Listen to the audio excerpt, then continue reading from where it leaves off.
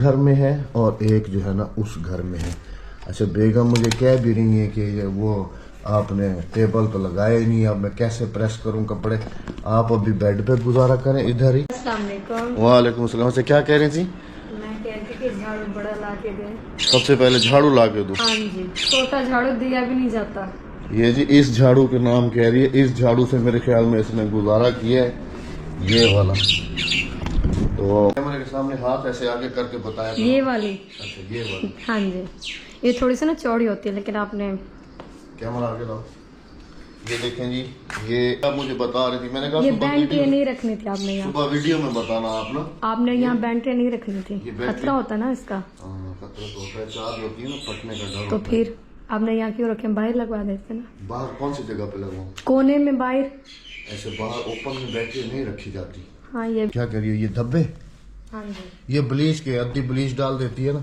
उससे पता नहीं है कि वाइट कपड़ों में सिर्फ डालते हैं, वो सारे कपड़ों के लिए। ना? आपने बाहर कपड़े आप धोए जो सही, कहाँ लटकाए मुझे ये तो बताएं आप। अच्छा, कपड़े वो सुखाने वाले। जी जी। अच्छा, एक वो और दूसरा और भी कुछ कह रही थी ना। आपने अंदर भी होने लगा जहाँ कपड़े टांगते हैं। ये जी कह रही है दीवार की जो होती है ना, जिसके ऊपर कपड़े टांगे जाते हैं, कि वो ना उधर लगी हुई है और ना ही कहीं कमरे में जो है ना वो लगाई है। वो भी आपको जो है ना लेके दे देंगे। इस तरह सही चल रही है, क्योंकि ये अभी नई नई, ये जी पुरानी थी, लेकिन इनको जो है ना रिपेयर करवाया था मैंने ना दो। एक उधर चल रही है बड़ी वीआईपी किस्म की, और एक जो है ना तो ओके। चलिए जी, कपड़े वगैरह प्रेस कर लेते हैं, उसके बाद नहीं उधर अभी पराठा उसने नहीं बनाया। मिलेगा भी नहीं, इन्हें मिलेगा यही पराठा। हाँ, इन्हें पराठा यही मिलेगा, वहाँ नहीं मिलेगा पराठा। हम पूरी कोशिश करके अपनी जिंदगी अल्हम्दुलिल्लाह से गुजारेंगे। इधर भी गुजारा हूँ, इधर भी मैं अपनी बात अगर करूँ तो मैं इधर भी अपनी इस घर में भी जिंदगी गुजारूंगा, उस घर में भी जिंदगी गुजारूंगा, लेकिन हंसी खुशी। हर दाल वाले चावल भी खिलाओ ना तो मजा आ जाएगा, मैं कहता हूँ। सारी फरमाइशें राबिया ही पूरी करें और इनकी। दूसरी बेगम आ जाएगी, वो भी पूरी करेगी, टेंशन नहीं करो। ये लाड सिर्फ पहली वाइफ उठाती है, दूसरी वाइफ नहीं उठाती, वो उठवाती है लाड। नहीं उठाएगी वो। हाँ जी, ये अस्सलाम वालेकुम माय यूट्यूब फैमिली। तो वेलकम है आप सबका सना व्लॉग चैनल पर। तो आज जैसे कि आपने थंबनेल में भी देख लिया होगा और स्टार्टिंग में जो आपको क्लिप मैंने सुनाए हैं उनसे आपको आइडिया हो चुका होगा कि मैं आज किस टॉपिक पे बात करने आई हूँ। जी हाँ, तकरीबन काफ़ी टाइम से ही ना ये चीज़ सोशल मीडिया पे बहुत ज़्यादा ही वायरल हो रही है। ये कह सकते हैं आप कि एक ट्रेंड ही यूट्यूबर्स ने चला दिया है। और ये ट्रेंड जो उनसा स्टार्ट हुआ था सितारा यासीन से स्टार्ट हुआ था, और अब ये ट्रेंड जो है तकरीबन पूरे पाकिस्तान में ये आम हो चुका है। मतलब हर किसी ने इस चीज़ को फैशन ही बना लिया है। दूसरी शादी, सेकंड मैरिज, मतलब एक तमाशा बनाकर रख दिया है औरत की ज़िंदगी को। औरत की ज़िंदगी कम तमाशा बनती है, लेकिन उन मर्दों की अपनी ज़िंदगी जो है वो ज़्यादा तमाशा बन जाती है, जबकि वो इस तरह का स्टेप सच में भी लेते हैं या झूठ में भी लेते हैं। शादी अगर वो झूठी भी करते हैं या रियल भी करते हैं, फेक भी करते हैं, दोनों तरह से ही उनका तमाशा बन जाता है। क्योंकि ज़ाहिर सी बात है, अगर वो रियल में भी शादी करें तो भी कहते हैं कि उनका साफ ये हो जाता है कि ना इधर के ना उधर के, वो धोबी का कुत्ता, ना घर का ना घाट का, ठीक है। और अगर उनकी फेक होती है तो भी उनका कहीं ना कहीं से भांडा फूट जाता है, फिर वो बिल्कुल भी किसी को मुंह दिखाने के लायक नहीं रहते। चंद व्यूज़ तो वो ले लेते हैं, चंद व्यूज़ की खातर ऐसा घटिया खेल तो खेल लेते हैं, लेकिन उसके बदले में मिलता क्या है? शर्मिंदगी, रुसवाई, बदनामी, इसके सिवा और कुछ भी हासिल नहीं होता। तो बेहतर यही है कि सच का सहारा लिया जाए और ऐसे कामों से गुरेज किया जाए। अब बात कर लेते हैं जी राबिया अहमद व्लॉग्स के बारे में, जो कि नहायत ही अफसोसनाक खबर है। बहुत ही कह लो कि घटिया किस्म की जो हरकत है वो उसके खावंद ने की है, और उसके ऊपर शर्मिंदा होने की बजाय और उसके ऊपर क्या नाम है, नदामत की बजाय वो बड़े ही धड़ल्ले से इस बात को लेकर सोशल मीडिया पे आया है कि जी मैंने की है, मेरी ज़िंदगी है, मैं करूं ना करूं। मतलब इस तरह के अल्फाज उसने यूट्यूब फैमिली के सामने बैठकर बड़ी अच्छे से गुफ्तगू की है अपनी तरफ से, लेकिन उसके अल्फाज जो थे इस कदर बकवास थे ना कि यकीन करें दिल कर रहा था कि वीडियो को स्टॉप कर दिया जाए। लेकिन वीडियो देखनी इसलिए पड़ी कि देखा जाए कि क्या ये लोग आवाम को लेकर क्या इनके दिल में चल रहा होता है। मतलब वही आवाम, वही लोग, वही जिनके व्यूज़ से ये लोग पल रहे होते हैं, ये यहाँ तक पहुँच चुके होते हैं कि इनके पास गाड़ियाँ, घर, हर चीज़, ये दुनिया में फेमस हुए, ये अपने आप को पता नहीं क्या स्टार समझ लेते हैं, एक्टर समझ लेते हैं कि पता नहीं ये क्या पर्सनैलिटी हैं। उन लोगों से ही ये लोग आगे जाते हैं और फिर इनको फ़र्क भी नहीं पड़ता कि वो लोग इनके बारे में क्या सोचते हैं। फिर कहते हैं कि हमारी लाइफ है, हम करें ना करें, हमें फ़र्क नहीं पड़ता, तो तुम्हें क्यों पड़ता है? भाई पड़ता है ना, जब तुम लोगों को एक एक चीज़ अपने घर की दिखाते हो, रूटीन दिखाते हो, व्लॉग्स दिखाते हो, इवन के हर चीज़, अपना खाना पीना, उठना बैठना, बिकॉज तुमने कहा कि हम हर चीज़ आप लोगों से शेयर करते हैं, हम छोटे यूट्यूबर्स हैं, इसीलिए हम अपनी पर्सनल लाइफ भी आप लोगों से शेयर करते हैं। तो फिर उसके बारे में लोगों को राय देने का हक क्यों नहीं देते आप? फिर आप क्या समझते हैं कि राय आपके मुताबिक दी जाए? क्या आप लोग इस चीज़ का भी हक आप रखते हो कि कमेंट भी आपके मुताबिक आपको आएँ, जो आप चाहो वो कमेंट आएँ, जो आप सोचो वो लोग दुनिया सोचे? नहीं अहमद साहब, अब्बासी साहब, ऐसा बिल्कुल भी नहीं होता। आपने अगर सच में शादी की है तो भी बहुत घटिया काम किया है, और अगर झूठ में की है, व्यूज़ लेने के लिए की है, तो भी ये काम बहुत ही घटिया है। इस पे नहायत ही नदामत और अफसोस है। आपको होना चाहिए जो कि हमें देखने वालों को होता है, वो औरत जिसने कि आपके साथ कंधे से कंधा मिलाकर, शाने बशाना खड़ी होकर आपको इस मुकाम तक पहुंचाया कि आज अब 2-2 चैनल के मालिक हैं, जिनके ऊपर आपको 2-2 लाख, 1.5 लाख व्यूज़, सब्सक्राइबर मिले हैं। किसकी बदौलत मिले हैं? उस राबिया की बदौलत। बल्कि इवन के चैनल भी दोनों उस राबिया के नाम से ही हैं। लोग राबिया को जानते हैं, आपको नहीं जानते, उनकी बदौलत ही आपको जानते हैं, जिनको कि आपने एक साइड पे करके दूसरी शादी करके और अपनी लाइफ को एंजॉय करने का सोचा है। कुछ तो सोचना चाहिए आपको, शर्म आनी चाहिए बुढ़ापे में आकर, इस एज के उस हिस्से में आकर, जिस उम्र के हिस्से में औरत को सबसे ज़्यादा अपने खावन के साथ की, अपने खावन के प्यार की ज़रूरत होती है। उस स्टेज पर आकर आपने एक नया जोड़ा अपने लिए इंतखाब कर लिया, नया जोड़ा बना लिया, नई शादी कर ली, नया घर बना लिया। जी बेगम का यहाँ होगा, बेगम वहाँ होएगी, वो बेगम, मतलब कि जो तुम चाहोगे मर्द वही सेट होगा, वही उसी तरह से ज़िंदगी चलेगी। दूसरों के दिलों के ऊपर, दूसरों के दिमाग के ऊपर, सबके ऊपर तुम्हारा ही इख्तियार होगा, क्योंकि तुम मर्द हो। तुम चाहो तो तुम 4 भी कर सकते हो, इस्लाम में जायज़ है। लेकिन इस्लाम में कहीं भी दिखा दें, हमारे नबी ने कहीं भी ये बताया है कि तुम औरत का दिल दुखाओ, उसके दिल आज़ारी करो। अगर इस्लाम में जायज़ ही थी, इतना ही इस्लाम के ऊपर चलना था, तो शुरू में क्यों नहीं की? जबकि आपके पास एक फूटी कौड़ी भी नहीं थी, जब आप इतने गरीब थे, आपके पास खाने को भी कुछ नहीं था, जब आपके चंद एक सब्सक्राइबर थे, लोगों से प्रमोशन लेने फिरते थे, सोनिया गोपाल के घर भी आप गए चंद व्यूज़ के लिए, चंद सब्सक्राइबर हासिल करने के लिए, प्रमोशन करवाने के लिए। जब तो बड़ा प्यार दिखाते हो यूट्यूब फैमिली को, दुनिया को, सोशल मीडिया पे आवाम को, कि देखो जी हम मियाँ बीवी में कितना प्यार है, हम एक आइडियल कपल है, हम एक आइडियल फैमिली हैं, यूँ आइडियल दिखा के लोगों को। तो जब लोग आपको पसंद करने लगते हैं, इसी प्यार की वजह से, इसी मोहब्बत की वजह से, इसी अच्छे ताल्लुकात की वजह से, इसी घर की रूटीन की वजह से लोग आपको यहाँ तक लेके आते हैं, आपको पसंद करते हैं, आपके घर की रूटीन को पसंद करने लगते हैं।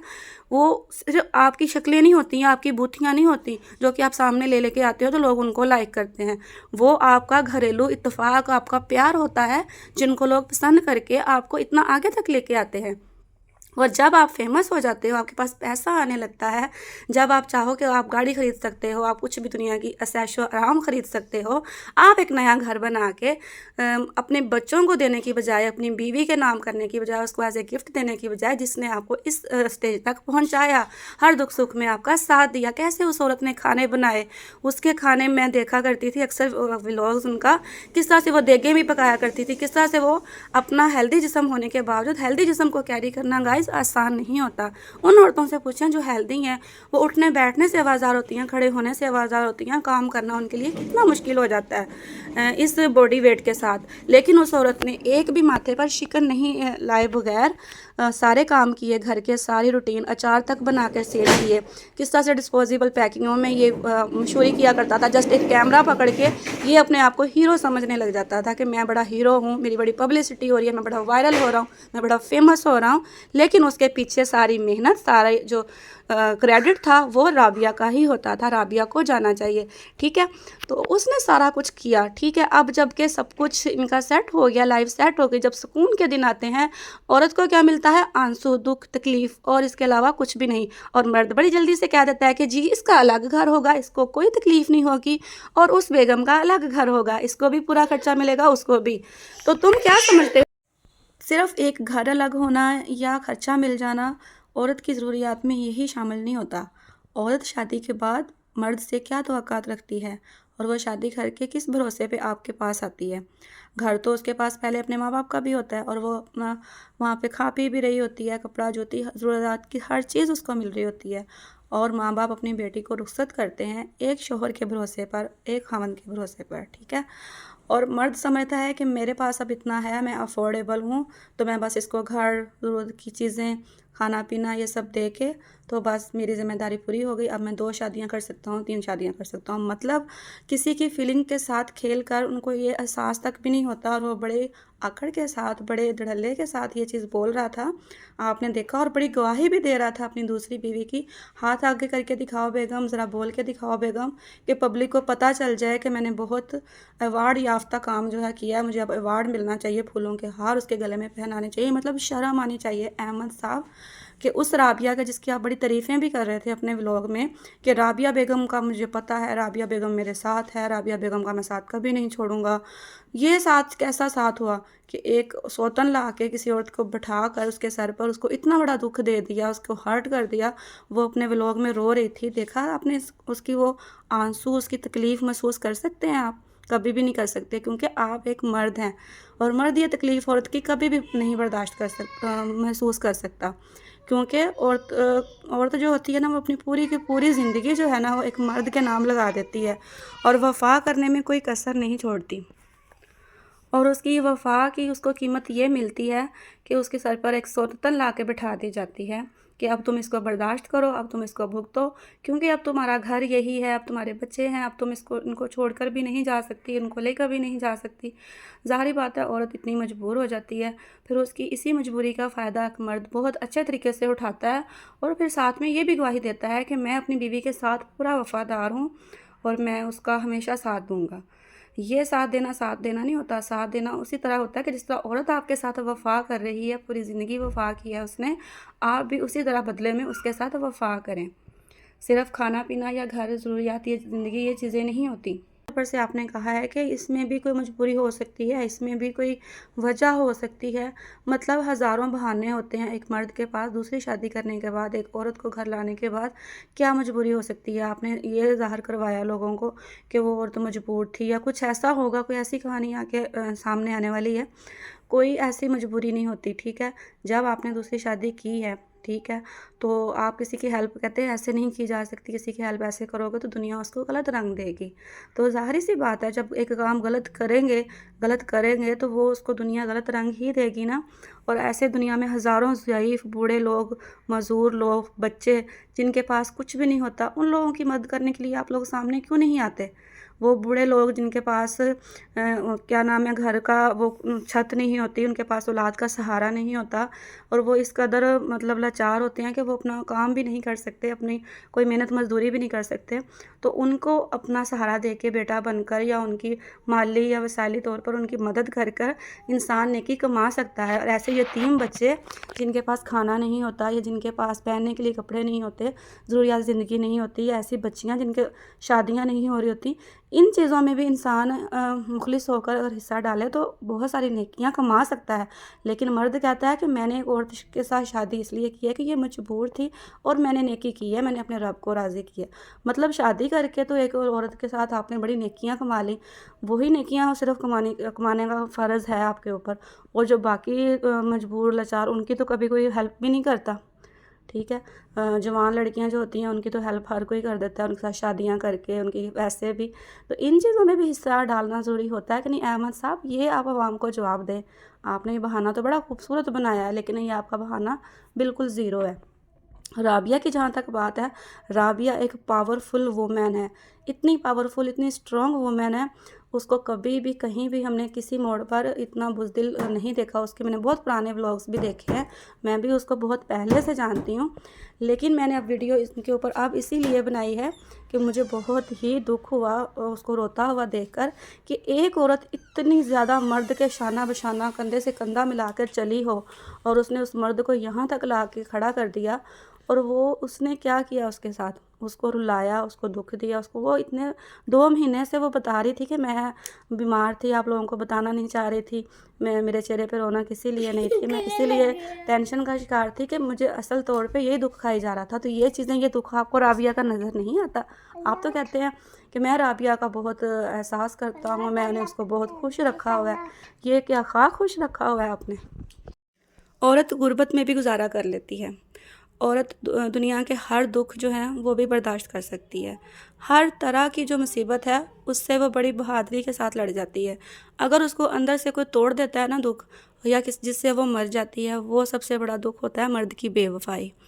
जो कि एक औरत को इतनी मर्ज़ी वो मज़बूत हो, जितनी मर्ज़ी वो स्ट्रॉन्ग हो, उसको अंदर तक हिला के रख देता है, उसको तोड़ के रख देता है, ज़हनी तौर पे, जिस्मानी तौर पे, हर तरह से। फिर वो अपने आप को बहुत अकेला, बहुत ही मजबूर समझने लग जाती है। मतलब सिर्फ वो हालात का मुकाबला करने के लिए खड़ी तो रहती है, लेकिन उसके अंदर वो पहले वाली विल पावर जो होती है ना, वो ख़त्म हो जाती है। वो मर्द अपनी बेवफाई से उससे छीन लेता है।